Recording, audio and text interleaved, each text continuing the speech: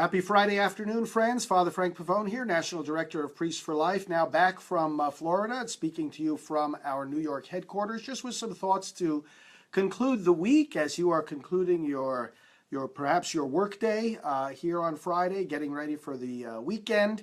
And of course, as always, I'm grateful for your association with us, following our work, being involved in our projects, our action alerts. All of this is growing.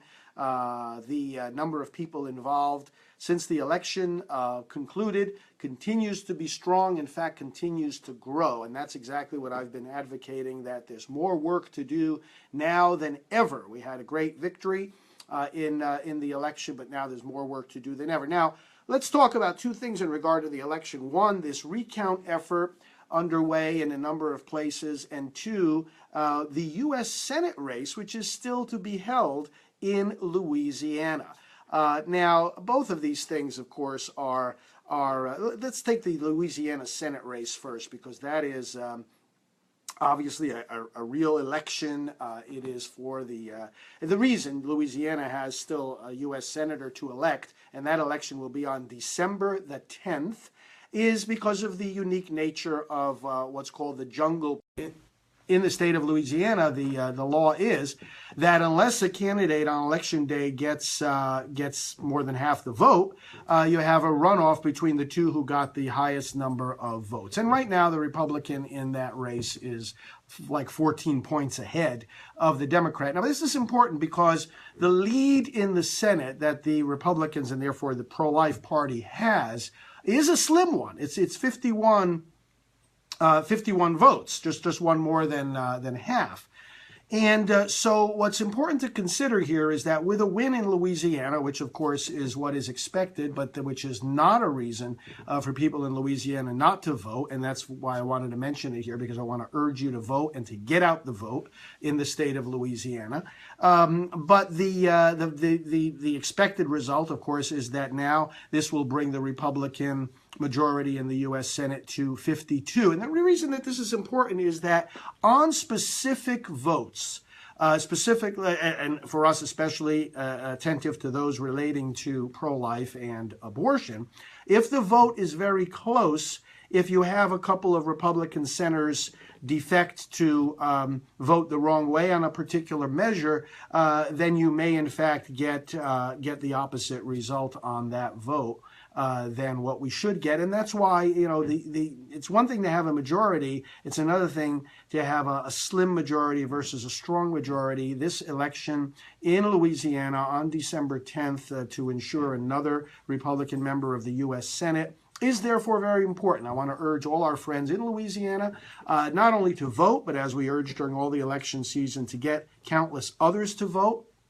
I want to urge you to do everything possible, no matter how big the margin of favorability is in the polls, do everything possible to mobilize as many people as possible. Let's strengthen that majority in the U.S. Senate. Now, we know that the losers in the presidential election, all those that voted for and rallied for Mrs. Clinton and so certainly expected her to win, have been having a hard time accepting the results of this election. And what you see in regard to the recount efforts in various states, it's not in order to try to shift the results of the election, because that would be, you know, absurdly unrealistic. And anyone who knows how these processes work this is not about changing the results of the election. It's not going to happen. It can't happen in this case. You know, when you have recounts, first of all, both candidates will gain some votes because of, you know, ballots that may have been hard to read or anything like that. But then, you know, you have recount efforts in various states that yield, you know, a few hundred votes difference one way or the other. But here we're talking about 10, 20,000 margin difference in votes. You know, it's not expected by anybody that this is going to change a single state. In fact, Jill Stein, who's been pushing this, admits that this is not the purpose of it anyway. It's to ensure the accuracy, integrity of the vote. Fine, except that there's not any evidence that there's been any widespread tampering with the ballots in any way that would, in fact, bring about a different result. So, in the opinion of many people, this is a waste of time and money. And in the opinion of some, just an attention getter.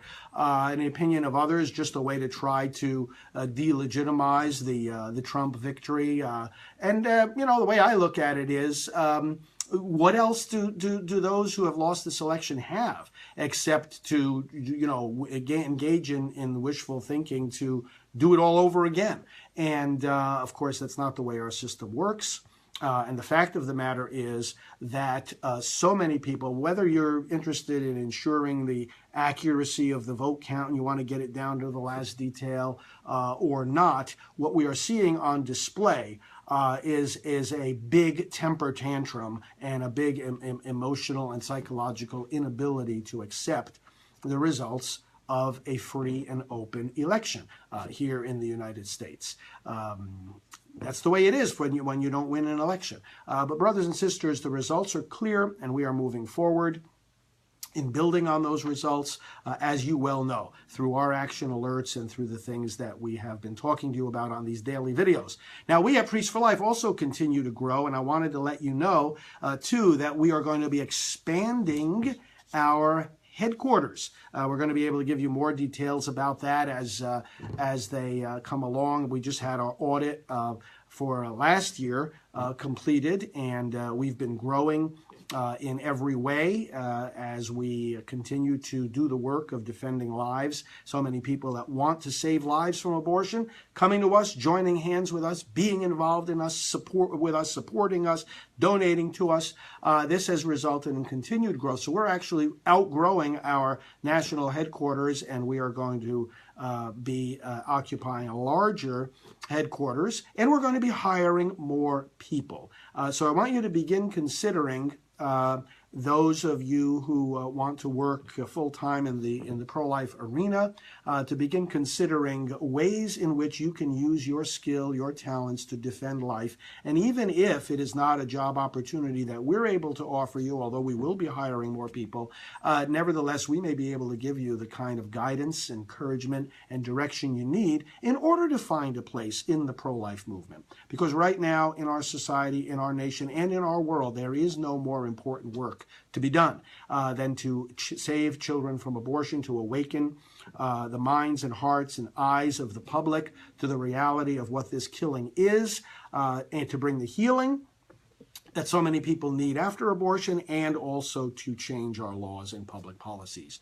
Those are the kind of things we do. Some people wonder, what do we do as Priests for Life? Well, it's really not something that is necessarily connected with the priesthood. It's not even something that's necessarily connected with being Catholic, although obviously I'm a priest, obviously we are Catholic, but we're talking about saving babies from being killed. And let's just refocus this for a moment. If we have an organization, let's say we had an organization dedicated to stopping people from stabbing one another in the streets, stopping gang violence by means of stabbing. Well, the Catholicism would be in support of that effort. Of course, we don't want there to be violence in the street. But you don't have to be Catholic to know that stabbing a person is wrong, and you don't have to be acting as a member of the Catholic Church in order to pull that knife away from the attacker or to put yourself at the aid of the victim. You see what I'm saying? If you look at what abortion is, well, babies are being, torn apart, dismembered every single day. Their heads are being taken out piece by piece. Their bodies are being sucked through plastic tubes. This is violence against human babies, and we don't say that this is wrong because the church says it's wrong. That's not why we say abortion's wrong. The reason we say abortion's wrong, and the reason we organize to stop it, and the reason we invite you to join us to stop it, is because it's the tearing apart of a human baby. That's the reason. Not because some kind of Catholic teaching says so, not because some priest or bishop says so. We join hands together as human beings. As human beings, we are joining hands together.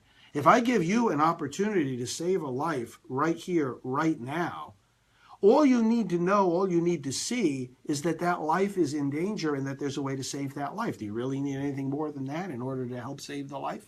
So this is something that is a theme that we will come back to again and again because it's so basic, it's so important. So again, listen, don't be distracted by all this recount stuff. A lot of it is just crybaby stuff. Secondly, Louisiana Senate race. Get involved if you know people in Louisiana or if you yourself are in Louisiana. Let's get a really big victory on December 10th so that the margin, Republican/pro-life margin in the U.S. Senate is where we need it to be and as strong as it can be. And then thirdly, let's all join together with Priests for Life as we continue to expand. I invite you to connect with us as you're connecting with us right now. Pass this video along to others. Donate to us. Go to our main website, priestsforlife.org, and see how you can be involved. And do keep in mind that we are hiring for new positions, and we'll be happy to hear from those that are interested in that. Well, I hope you have a great weekend. I will be doing more Facebook Live over the weekend, so I hope you will join me there. Meanwhile, happy Friday, and God bless you. I am praying for each of you. Take care.